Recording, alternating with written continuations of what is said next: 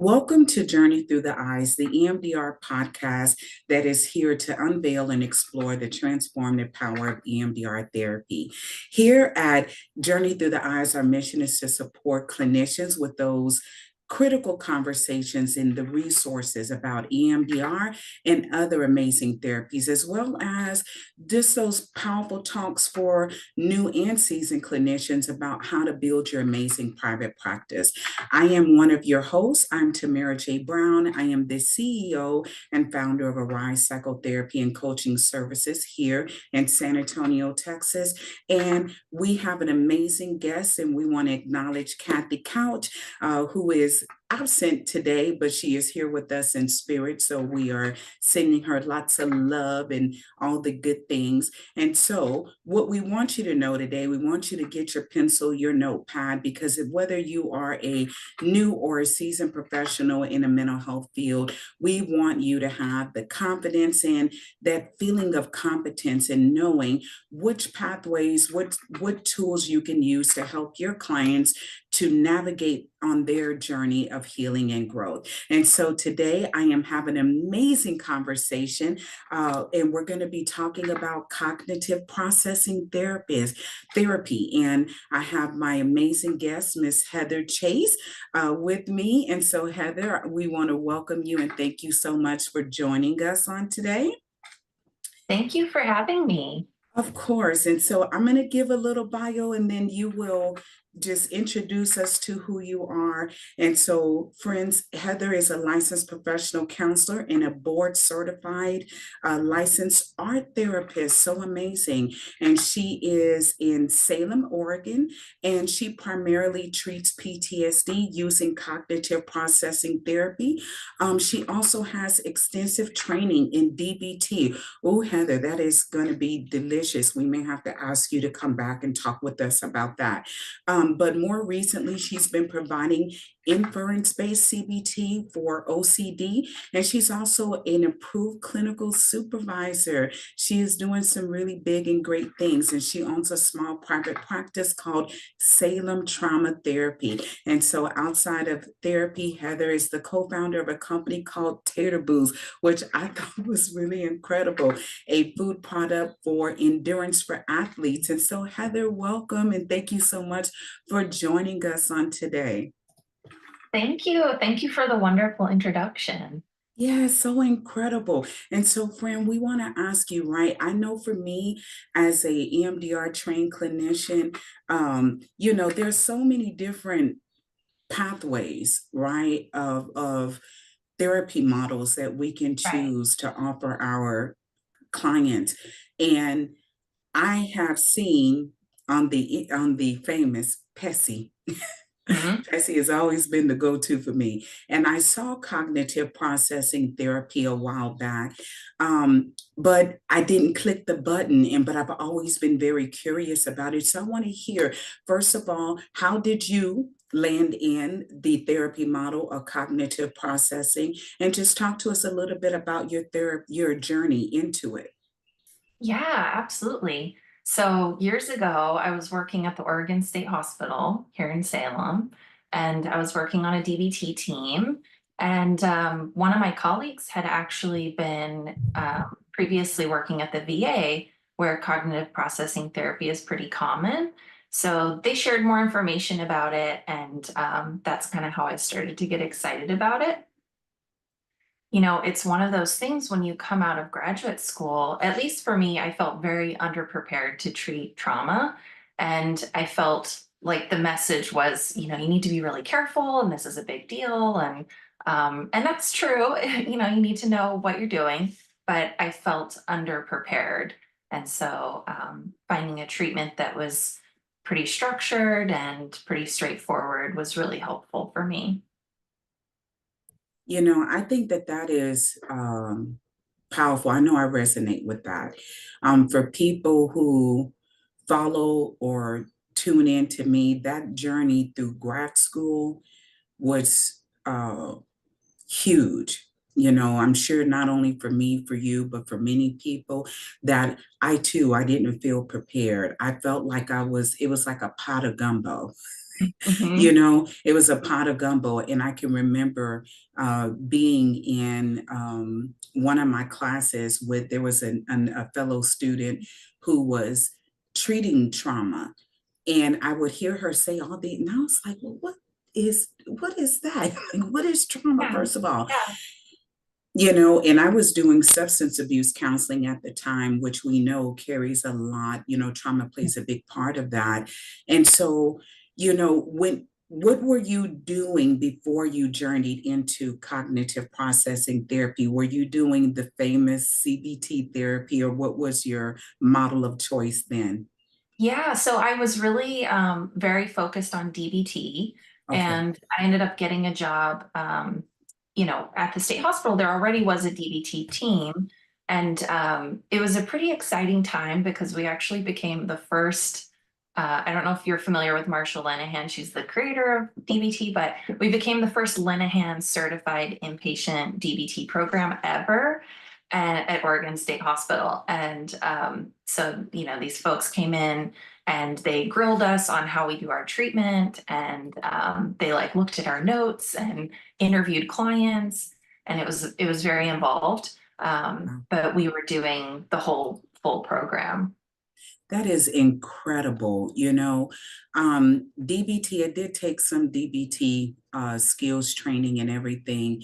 It seems like such a gentle and very intuitive way of helping clients to maneuver through and to learn to cope and all the wonderful things.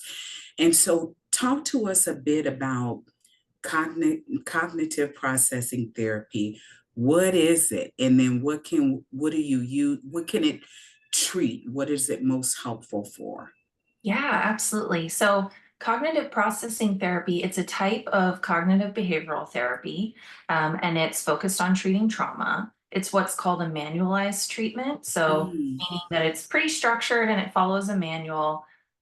It's very effective and well researched.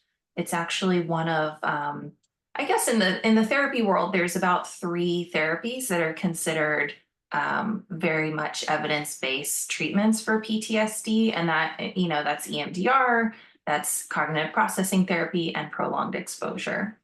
So CPT is typically provided in 12 sessions, but it can take up to 24 sessions, so there's some flexibility. And I would say that it feels a bit different than what clients might be familiar with in therapy because it is so structured. So that can be a bit of a difference. But something that I think sets CPT apart from other therapies is that it's very much focused on a person's beliefs and the meaning that they've made from the trauma. So the client isn't required to necessarily go into excruciating detail about the traumatic event, but more so how the trauma has impacted how they see themselves, how they see others, how they see the world. And also, we look at the beliefs around things like safety and trust, power and control, esteem and intimacy. And as far as the treatments, the specific diagnosis or the problems that it's helpful with treating, it really is designed for PTSD. But it can also be helpful for what's called unspecified or other specified trauma related disorders. So those situations when, a client has been through traumatic events, but maybe it doesn't meet the full criteria of PTSD, they can definitely benefit from a treatment like this. that is incredible. I know that, working with clients, along the journey, I can remember working in community mental health. And we were predominantly using, just basic. I didn't find this out, Heather, till later on that there's, the school book CBT or rational emotive therapies we come out of, and then there's the more advanced, right? And I can remember just one of the CBT models of looking at the thought cycle, Mhm. and then how that often would translate into helping the clients look at core beliefs. I'm loving what I'm hearing you share about the cognitive processing because it looks like it really does help the client to journey into those core beliefs and taking a look at, how it's impacting the way they see themselves, Mhm. how they see the world, which I think is so powerful. I think that is so powerful, and how they see other people, because that's how we move, right? That's how we move through life and time and share space with other people. And it's kind of happening right at the speed of light. But when we have those, challenges and those adversities that can impact what we think, what we feel, and what we believe about ourselves. Um, I just think that it's phenomenal. When we look at, because sometimes I think, and I want to hear what you feel about this. There are so many people, you know how you can go on Dr. Google and you hear all these things about limiting beliefs, Mhm. and you hear about, all these different types of mindsets and limiting beliefs, and people don't sometimes realize the gravity of the Right. power of a belief, right? As a therapist who uses CPT processing, what have you come to realize, or, about the power of what we believe about ourselves? Yeah, that's a great question. As a cognitive therapist, I absolutely believe that our mindset is so important and that the way that we think about things really shapes reality for us. Um, what's interesting about my role as a CPT therapist is, in a way, I really do have to, I have to kind of come alongside the client and take their perspective in these things. So Mm, there's a process called Socratic dialogue, or it might be called Socratic questioning. This idea that the wisdom is within the client, and we just have to like ask the right questions to pull it out of them. But in a way, when I'm using CPT, I'm really trying to almost position myself like, okay, let's consider that these things you're saying are true. Like let's. mm, I have to operate from that perspective if I come in and say, of course this wasn't your fault, or like, this is all wrong. Like, I mean, that's not probably going to go very well. And I'll probably miss some things. So that's kind of an interesting part of the process where I'm more approaching it with a lot of curiosity, kind of help me mm, understand this thing. Um, Oftentimes, when a traumatic event happens, it's like, we kind of have, we put a wall up and we don't want to think about that thing. And years might go by and we haven't ever really revisited, is this stuff that I'm telling myself actually the case? Is this mhm. accurate? Is this really the case? So I think that that is super powerful. I've on the journey now. I've been doing the work of therapy since 2012. And I don't know how you feel about this. It's going to be interesting to hear your feedback. Becoming, the journey of becoming, whichever path of therapist, whether it's CPT, EMDR, whatever we're doing, right? It's like there's no real way to prepare yourself. It really is an experiential journey, mhm, right? And the thing that I love that you just shared is how, as a therapist who is doing cognitive processing therapy, you learn to be with the client and to really tune in and to mhm, step into their universe, right? And to yeah, press pause on whatever personal beliefs, judgments, or whatever that you may be holding, in order to really better understand where your client is coming from. I know for me at this time in my life, I see how critical that is. I can't tell you how many times I came in completely unaware, listening to them talk about their thoughts. And it's like, okay, no, that's wrong. That's why you're feeling, all right, the right. things, right? That's why you don't. Oh Yeah, my we want them to gosh. feel better. Yeah, and approaching it, if we can really ride the wave of that, because I think that that is incredible. Approaching the therapy sessions with just wanting the client to feel better, not realizing that if I'm approaching therapy with thinking that I'm going to be trying to fix them, and I'm going to be trying to do something else other than taking the journey of being with them and listening to the narrative, listening to the story that they are telling themselves, and then holding that incredible space that validates, right? And Right. then creates that opportunity to lean into that inner wisdom. I think that's amazing. I want to ask a juicy question.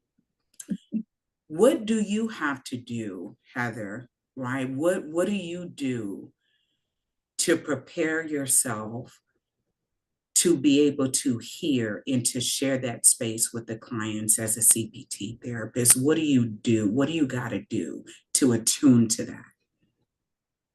I think that's such a great question. Um, I think it's something that can come up a lot for therapists in general, right? There's like Mhm. an emotional labor to what we do. For me, there's a few things. One of the first things is that I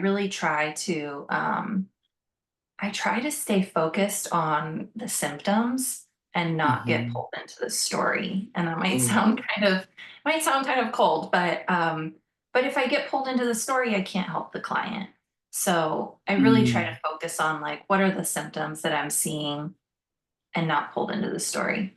But also, I think there's something about, and I'm sure that I've seen research on this topic. There's something about providing an evidence-based treatment that really reduces therapist burnout. Um, when you see clients getting better, when you see them improve, when you're providing such a focused treatment that is very structured, I know exactly what to do. I go into session number 4. I know what to do. Mm. I'm not like feeling completely lost. I have a really great framework that I'm working from. So I think that really helps to um, keep me motivated. I Mhm. can really ground myself in that. And other than that, I also I keep a smaller caseload. It's important to me to have things going on outside of therapy. Mhm. Currently, I'm working and seeing clients 4 days a week, but in the summer, I go to 3 days a week. So Mhm. those are some things that I do to kind of try to take care of myself. I love that, Heather, because, so many juicy things you just shared with us. And this is why Kathy and our intention is to really have these critical conversations for both the new and the seasoned clinicians. New clinicians who are on their journey of becoming and wanting to have these conversations on what does a self-care, what does that choice point of what does it really look like, okay, in a realistic way, and what are those necessary things you got to do to be able to take care of yourself that really do work, right? Mhm, I loved how you talked about the evidence-based treatment. mhm. um Before, you know and I say that I get it, right? When we're leaving out of grad school, we're just to me it looks like a funnel of just bunch of information that we're swallowing, that our Yeah. brains are eating, and we're just taking in. And and we don't really have a lot of space to process it all. It's just okay. Right. And recognizing the identity of who we're going to become and who we need to be for the people we're going to serve. Sometimes I don't think there's a lot of space held for that. And Mhm. so we journey into providing whatever book form, whatever we get introduced to, and then we're trying to use and we're fumbling. We're fumbling and we don't know where to start. We don't know where we are. We don't know. And why, hence, we will sometimes hear so many people talk about how talk therapy didn't work for them, didn't serve them. And when I don't know if you've heard that before, but I've had so many clients that are like, is this going to be different? Because, of course, EMDR, much uh, what I'm hearing from you about cognitive processing, is structured. Mhm. And that's what helped me to ground. Yeah.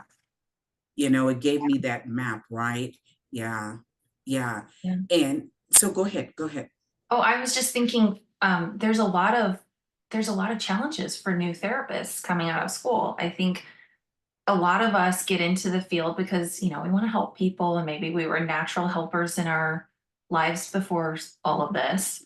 And when you come out of school, yeah, there's so much information that you're taking in. And usually you're working with a population right out of school that can be very many different types of problems. So you never really feel like an expert at any particular thing.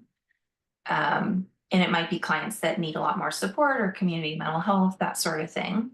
Mhm. Um, I think there's also a lot of pressure, around, there's a lot of things that we learn about that we should not do as therapists, which is so important, Mhm. but Mhm. can make us feel really anxious when we're new at it. So um, yeah, but really, I believe that a lot of new therapists, whether they understand all of these treatments or not, there's a lot of really important soft skills that they Mhm. have.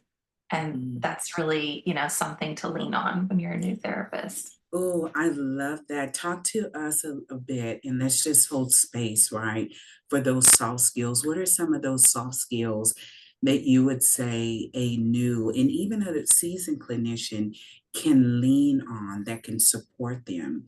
Yeah. Yeah, I think just being a good listener and being validating and being present with a client. Um, there's a pressure to solve the problem. Mhm. And when clients come to us with a lot of distress, right? It's like, I don't want them to be distressed. I need to figure out how to fix this Mhm. situation right away. And they may have been struggling with this problem for years, so it's okay to kind of wait and get to know them and learn more about the problem and kind of be with them. And it's okay to not know, because there's a lot of, it's like there's a lot of things that are happening in the therapy, even if you're not exactly sure how you're going to write about that on a note or whatever. Like, what is the Mhm. intervention I'm using? Like, you're probably still doing multiple things in that moment. Mhm. I think that's incredible, Heather, and I can appreciate that, and I'm sure those who will listen to this podcast can also appreciate that as well, right? Leaning into those soft skills of being a good listener, and validating. And one of the things I've learned this year more so is how to share with my clients that coming to therapy is not the quick fix, Right. and that we're here to not just have the sessions. I know my practice. I love working with clients who are ready to take the journey of healing and growth and Mhm. learning to live well. So clients who want quick, I'm just coming for the day. I don't particularly serve that population of clients because I do believe in it takes time to get to know who you are working with. That's that case conceptualization, right? Figuring out, tuning in, and listening. And that takes a lot of time. And so, how do you handle when you do have a client that comes in and they're in that fix me right now? Fix me, I want to be better. I've come to you 3 times and I'm still. You know, I don't say this to every client, but I will tell some clients going through trauma is sort of like um, you were a cucumber and you got turned into a pickle, and you're never going to be a cucumber again. You're a pickle now. Can we just And breathe that in? Hold on. I cannot let you sleep. We cannot. That is incredible. Oh my gosh. And why am I saying that, Heather? Because a lot of times human beings who don't understand trauma and how it changes them, like, you can Mhm. go into different communities. Um, I work with clients who are people of faith. right? Mhm. Coming from different religions, different ones, more so Christian in the Christian religion. And many of them have a difficult time recognizing how what they went through changed them, Yeah. you know? And so how do you, the pickle, you were a cucumber, now you're a pickle. Yeah. Yeah. You're a pickle now and you're not going to be a cucumber again. But the good news is that people like pickles I and love pickles that. can have really great lives, so it can be really painful to want to be a cucumber and that's not going to happen, but you can still have a really good life.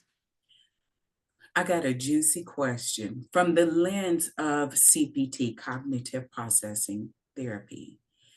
What are some critical things, adversities that can cause a human being who is a pickle, who is a cucumber, to become a cucumber? A pickle. Hold on. What are those critical things? What are some critical things that can cause a cucumber to transform into a pickle? Yeah, yeah. This is a great question because personally I have sort of my feelings about the DSM and how that's the structure that we have to, or maybe we don't have to operate under, but when you take insurance, that sort of thing. Um, so, from the CPT perspective, this is a treatment for PTSD, and PTSD does not come from 500 traumas, it comes from one trauma. So, even if you've had 500 traumas in your life, there's one trauma that caused the PTSD. And that trauma has to fit into that PTSD criteria, being this is actual or threatened death, serious injury, or sexual violence. And there's some other things they've added as far as, if you, for example, if you work in the military and you fly the drones that drop the bombs, you're exposed to trauma even though you're maybe physically safe. But it has to be part of your job. So what I what difficulty I have with all of this is that this isn't usually how life works. A lot of clients come with multiple traumas across the lifespan, and there may be a lot of things that bother them, and it may not always be clear what quote unquote caused the PTSD. We Mhm. do know that trauma compounds over time. So if you experience trauma as a child, a lot of children can be very resilient and kind of come through that, and they can do okay as adults. But if you go through a trauma as a child and then as a young adult you have a new trauma, you're more likely to develop PTSD at that time compared to someone who had a healthy childhood. It's Mhm. like a dam that can't hold it back anymore. So it does compound over time. And we also know that the rate of PTSD increases when the trauma was relational. It's someone you trusted, Mhm. intimate partner violence, domestic violence, that sort of thing, versus a natural disaster where it's kind of just like this act of God that happened. Wow. I think that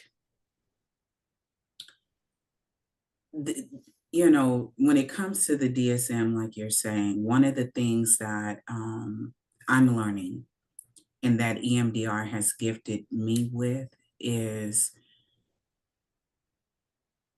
we look at the symptoms the client is coming with and recognizing that they're more than the categories or the labels that are often placed on them. And we want to look at those things and try to find the origin. And sometimes for clients, I meet clients who come in, oh my gosh, Heather, and they'll tell me, I had a client come tell me, yeah, I drowned when I was 7.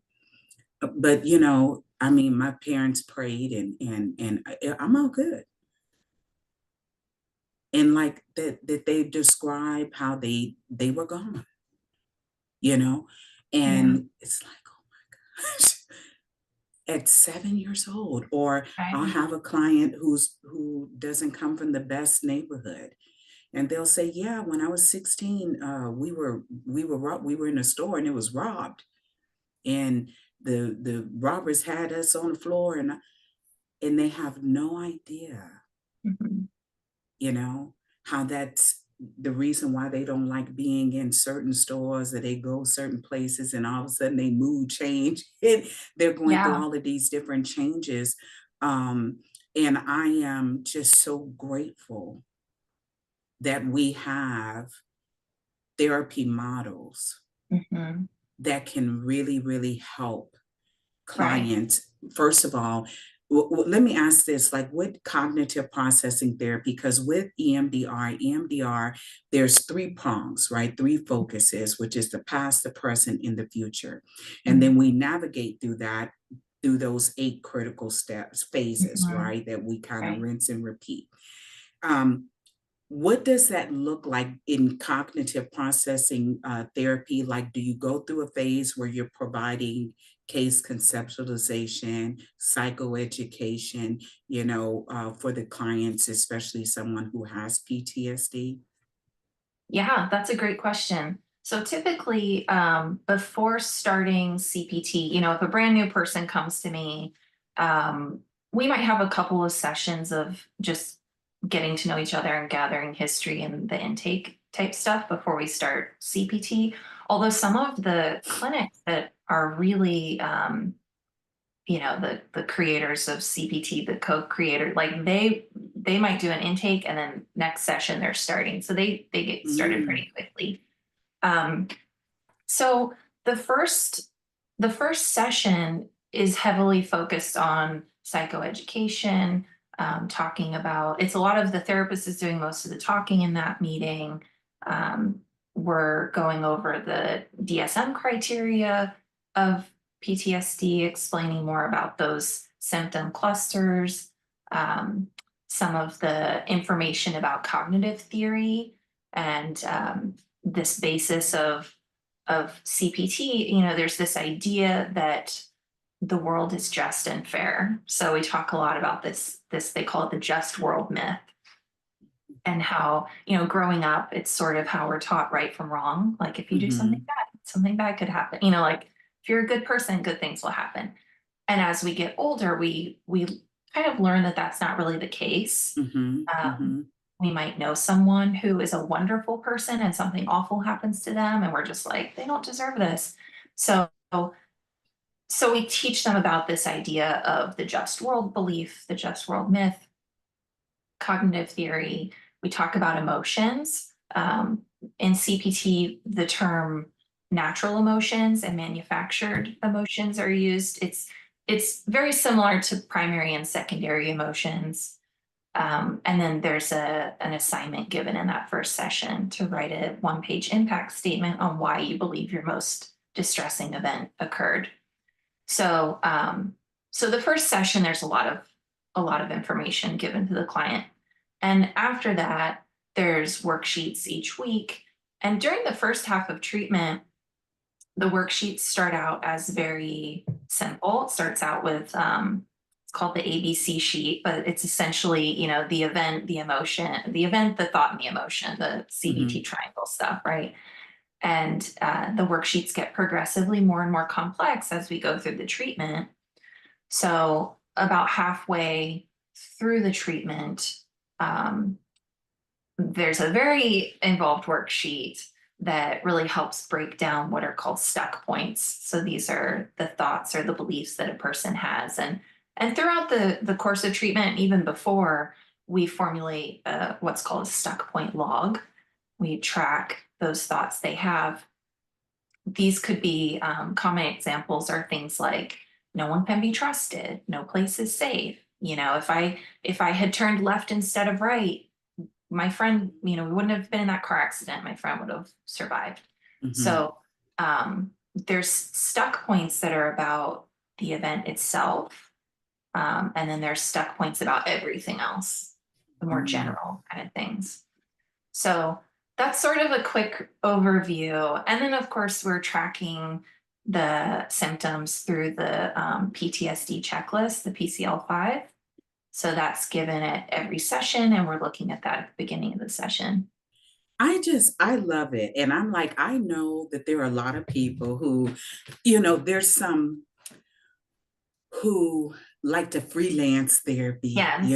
and I I like the wiggle room that once we can journey into a evidence-based model, right, and learn it and begin to master the skill and leaving room for continuing to be a student of it, that we can learn how to be flexible, right, Mhm. with what we're doing and tailor those services to the client's needs. But I love the structure because to me, it gives me that feeling of we're providing actual treatment Mhm. and we're taking a journey, even though that journey isn't linear, but we Mhm. can always say, okay, this is where we are. Okay, this is where we are. And we have that. One of the things that I love that you're talking about, right, that just is incredible to me is the whole emotional things. Like I've never heard of that. You said it was manufactured emotions and then, Mhm.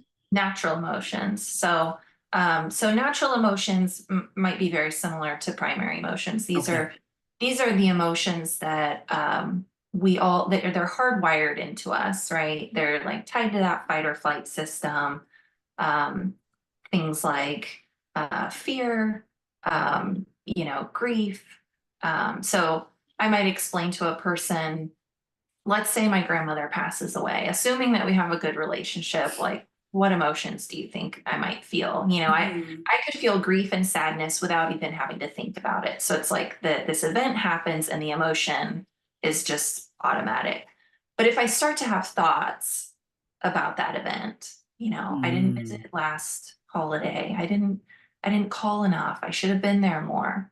Now I'm going to have a different type of emotion. Like mhm, what kind of emotion is that? And it's like, mm, well, shame or guilt or, maybe anger at myself. So those are manufactured emotions. And I think of them as um, it's like there's a little factory in our brain that's like, like you're not good enough. It's like cranking out these mhm. stuck points. And those are the things that really keep us stuck, right? And through having these thoughts like I should have been there and I didn't do enough and I didn't call at her birthday or whatever. Um, I'm preventing myself from experiencing the feelings of grief and sadness, which can run their course. That's a natural emotion. It can run its course. But when we feel manufactured emotions, those really stick around. Wow. I mean, I find that so interesting. Now, here's my juicy question, right? Well, I got two, but we'll see. The first thing that I wanted to ask is when you're doing cognitive processing, like how you talked about the fight or flight system, right? Is there any form, like with EMDR, for example, when we get into phase three, which is where we've already collected all of our memories and we've got a target that we're working on or a memory we're working on, once we assess that memory, or it's in my view, it's turned on and it's activated, clients will sometimes have very strong and intense emotions that come up Mm. with the negative cognition that comes along with that, right? Yeah. And then we're using what EMDR calls bilateral stimulation to Mm. desensitize that particular memory, right?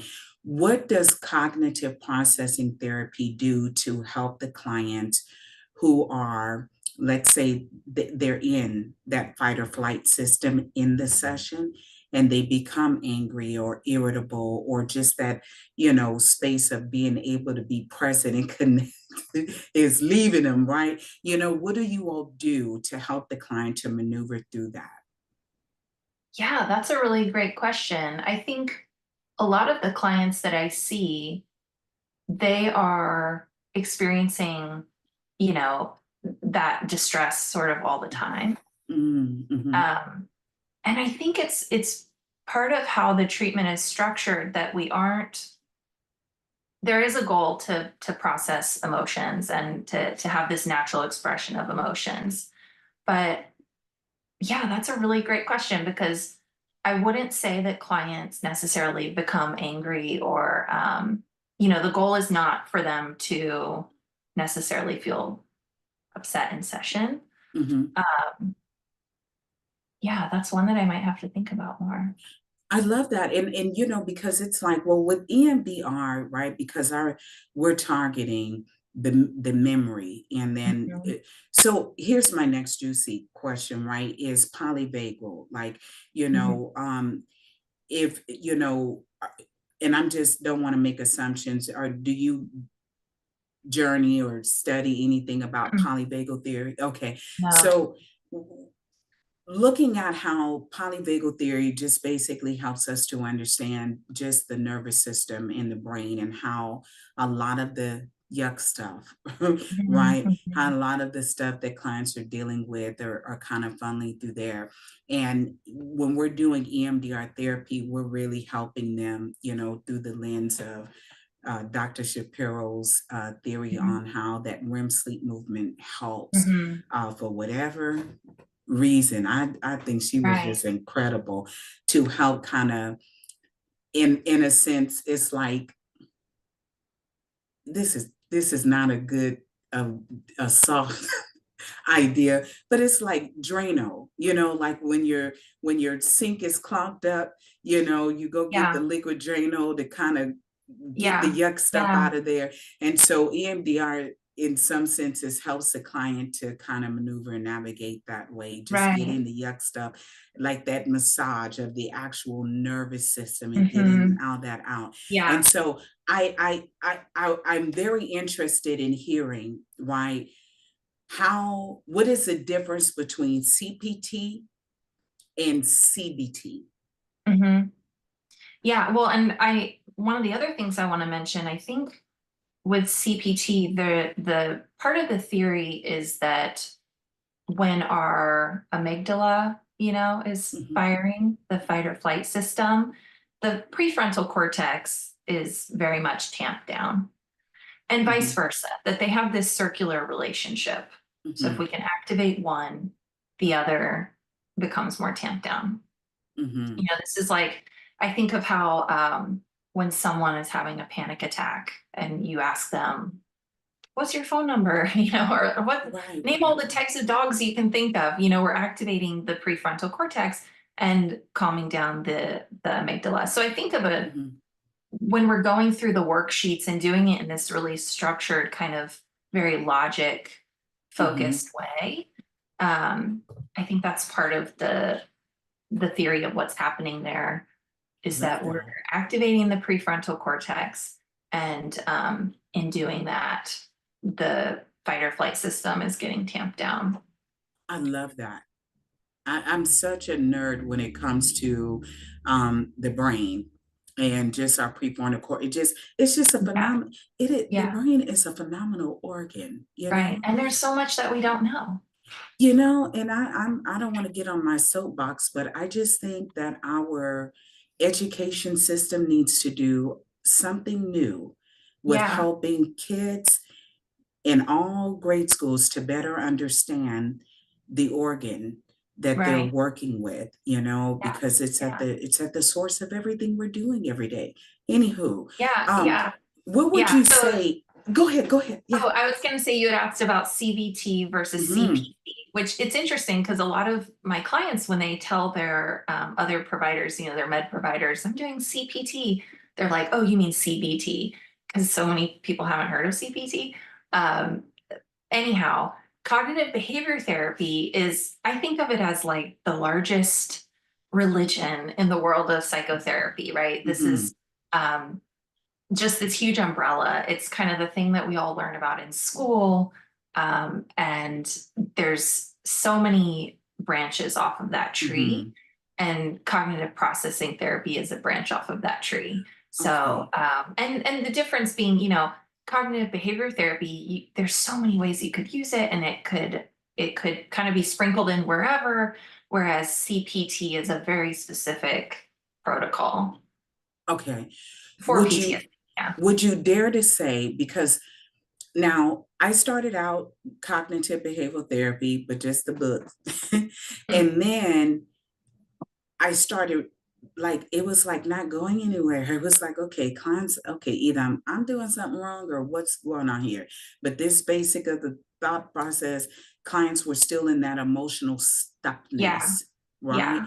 Um, Right. and then I ventured into the neuroscience form, and the mindfulness form is CBT, which helped to better understand the brain and the body. And then I fell in love with that, right? Mhm.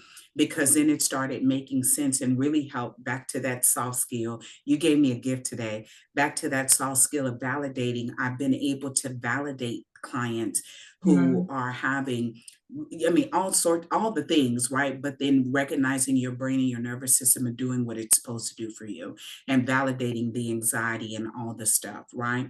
But then it also, you know, it was like when clients, for example, or would you say CPT, does CPT allow you as a therapist to take a deeper, more focused dive into what the client is coming to get help with?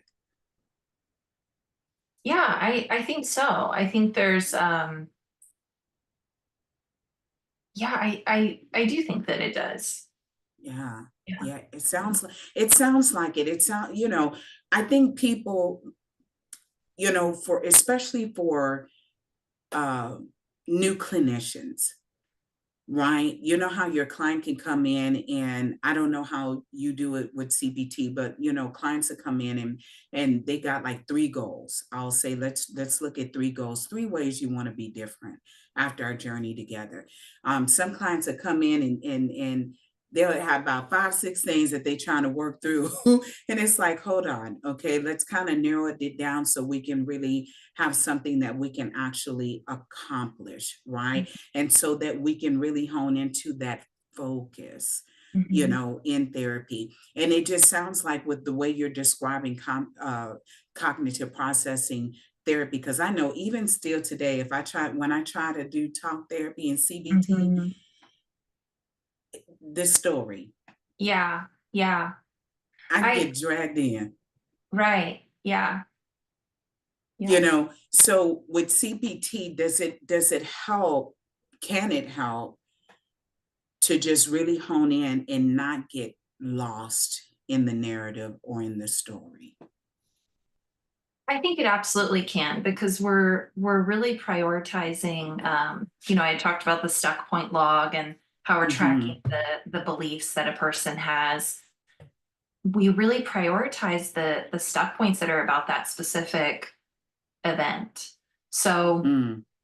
for example, a person may have a lot of more overgeneralized, no place is safe, no one can be trusted type of stuck points, or, I'm a horrible person, no one likes me.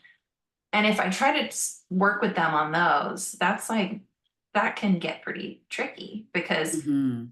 they have these stuck points about the event that are holding up these more general stuck points. So, for example, it's like, um, well, of course, I'm a horrible person and no one likes me. I did this thing that Mm. I'm at fault for, you know. So, it's the way that it's structured really helps to we prioritize the stuck points about the event, Mhm.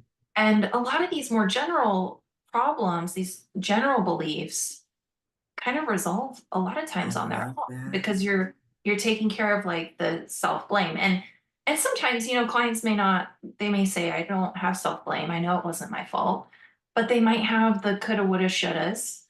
Mhm. They might say other things that to me I'm hearing this is like another, like there's some self-blame here. Mhm. I love that. You know, I love hearing you talk about how CBT really helps in especially helping clients to reframe those stuck points. And if you can hone in and address that, then some of the other stuff that is connected to it resolves and heals itself too. Kind of Right. reminds me of EMDR therapy. Once we're working with one memory, Hmm. whatever's connected to that, even if it doesn't come out in our treatment plan, those things tend to heal as well, which, Yeah. helps EMDR to be the rapid healing that it can give. What I want to hear from you is, who would be a good candidate for CPT, and then who are clients that wouldn't be a great candidate? Yeah, that's a great question. Um, So PTSD is really the thing that this treatment has been studied for. So it's important that a client meets that criteria. If they don't meet that criteria, that's okay. They say there's a few things to kind of look for in that case. If a person is reporting traumatic events or self-blame, and on the PCL, they're noting a lot of symptoms, that's usually what I'm looking for. So, for example, a person might have gone through a really bad divorce, or they might have been laid off from a job. That was actually a Mhm. pretty common one around the time of COVID. Sometimes, there's people who lost their job, and it's more devastating. They present with as many symptoms as a person who's had a PTSD qualifying event. Mhm. So when there's self-blame, that's one of the things that I really listen for. And when they have a lot of negative thoughts Okay. about the trauma. I think it could be more of a challenge if a client, is like, I don't know, I don't remember the trauma, but I know something happened and I feel anxious. Then I might be like, this could be tough. Okay. Um, so that's kind of who I think of it as being for. And it's also really important. This is one of the things I think is different between, among other things, different between EMDR and CPT is it's really important for clients to do the practice assignments. Mm. And CPT, the people who tend to get better are the people who prioritize the assignments. So Wow. that's the number.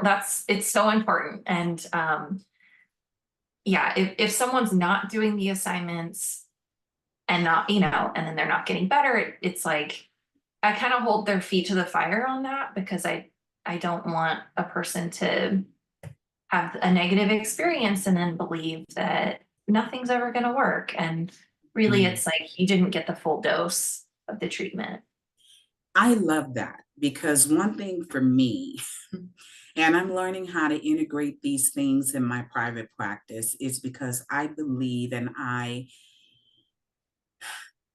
share with my clients, I say, I always have a standard when I'm working with clients. I said, but I don't project or put that standard on you. But what I do look for is clients who are willing to invest and Mhm. to really honor their journey and do the work. And I love when clients are able to do those assignments that help them to gain the clarity. Don't just wait till you come to me. Let's Mhm. take a look and let's make sure you're invested and you're doing the work of healing, so that you can take what I call the gold dust from the dark stuff you've been through. Let's find the gold nuggets. Let's find the gold stuff so you can build a beautiful, amazing, and a bright light for yourself. So I love hearing that CBT really navigates and puts that in front of the client to get them as an active participant, it sounds like, in the work, right, in the healing journey. And so, Heather, you have been awesome and incredible. And this has been a very enlightening. Now I'm all intrigued. Okay. I'm all like, whoa, okay. So I want to hear from you. Tell us a little bit about your practice, where people can find you, or where do they need to go? Because a lot of people don't know about CPT and what you would suggest they begin to do if this is a therapy that could really be helpful and beneficial for them. Yeah, absolutely. So my practice is called Salem Trauma Therapy, and it's just salemtraumatherapy.com. Mhm. I'm completely virtual at the moment. I am licensed in Oregon and Washington. And yeah, there's some information on there to check out, but outside of that, I don't know if you've heard of the podcast This American Life. Okay. Have you heard of No, this? So no. this American Life is an NPR podcast, and they have a really wonderful episode called 10 Sessions. And it's actually an NPR reporter who had PTSD and went through cognitive processing therapy, and she recorded the sessions. So it's 10 sessions because she did an accelerated version where she did it over the course of 2 weeks. Hmm. And folks who are maybe curious about CPT but aren't quite sure, it's a great resource to listen to, kind of how the sessions work, what it's like, what to expect. So 10 sessions by This American Life. I definitely recommend. Awesome. And also there's a website called cpt4ptsd.com. Those are the CPT people. Those are a lot of the people from the VA, the people who do the training. For a therapist, once you go through the training and you participate in a 6-month consultation group, you can be placed on the directory. So they have a directory on that website where you can find a provider who's gone through that process and is, considered an approved CPT provider. Awesome. So I hope that our listeners have had their pencil, their notepad. Heather, you have been incredible, and I thank you so much. And again, folks, you all can visit and find Heather. Go to her amazing website. And what is it again, Heather? SalemTraumatherapy.com. And so we are thanking you all, thanking Heather, thanking her for sharing her passion and all the things that she's doing. And we here at Journey Through the Eyes, we're here to share the stories, the therapy models, and just those critical conversations to inspire both new and seasoned clinicians. And we're hoping that our listening audience have, gained some tools and some information as well as for our clients and people who are looking to get on their journey of health and wellness and looking for a therapy model that can serve them. CPT definitely sounds like something that can be beneficial. Okay. And so we want to thank you all for joining us here at Journey Through the Eyes. Anything you want to say, any last words you want to say to our audience? Thank you so much for having me. You're incredible. And so don't forget to press the like, the share, and to share this out with someone else you think that can be encouraged and inspired by this broadcast. And we will be seeing you again next Friday. Have an amazing day.